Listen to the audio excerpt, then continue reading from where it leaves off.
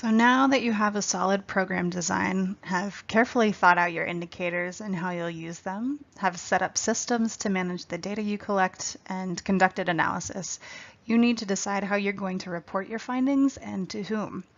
This step seems pretty simple, but is sometimes the hardest because you need to know exactly what message your M&E data sends, and you will need to know how to best package that message depending on who you share it with.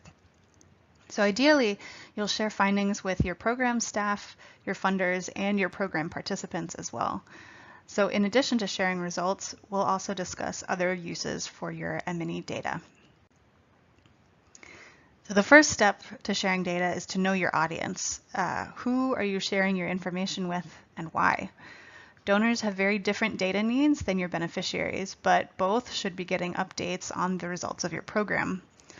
Reporting to donors is an important show of accountability, but sharing data with beneficiaries is equally important for accountability. We call this downward accountability.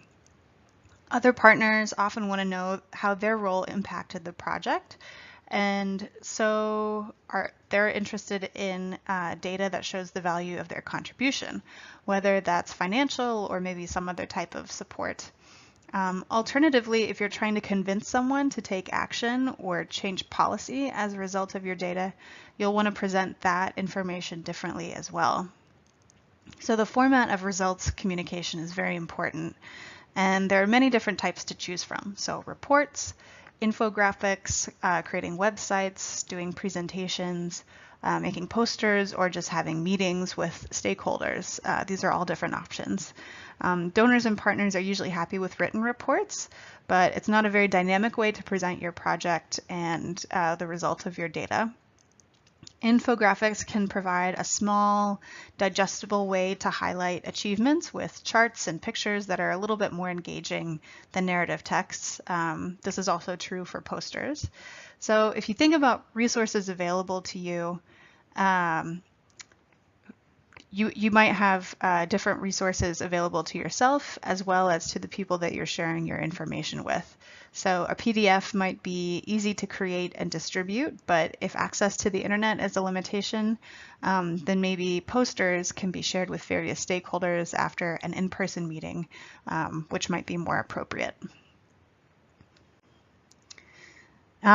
We also want to think about like how you use the data that you've collected, and this is essentially done through adaptive management.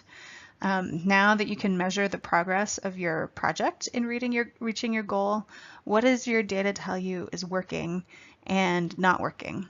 So if you use this information to guide the decisions about how you run your program, this is called adaptive management, and it can be very beneficial to have a standing meeting with funders, program staff, program participants to go through the findings of M&E together when you're deciding on different ways that you can adjust the program based on these findings.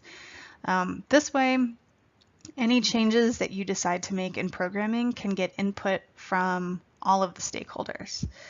In terms of advocacy, you might be using your data to, in your advocacy work to help show your program's impact and that you're contributing to a larger trend of change, as well as maybe call on other actors who might be getting involved.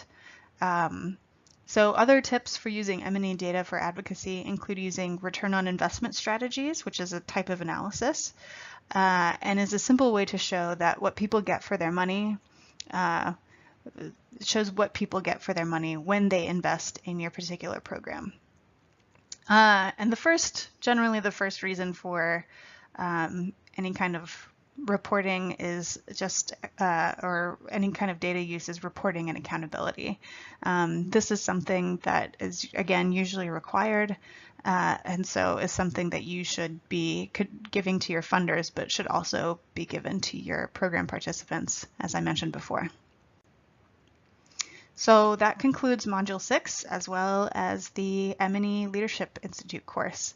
I hope you've learned a little bit more about monitoring and evaluation and program design, and are able to track your program successes based on what you've learned. Thank you for joining me.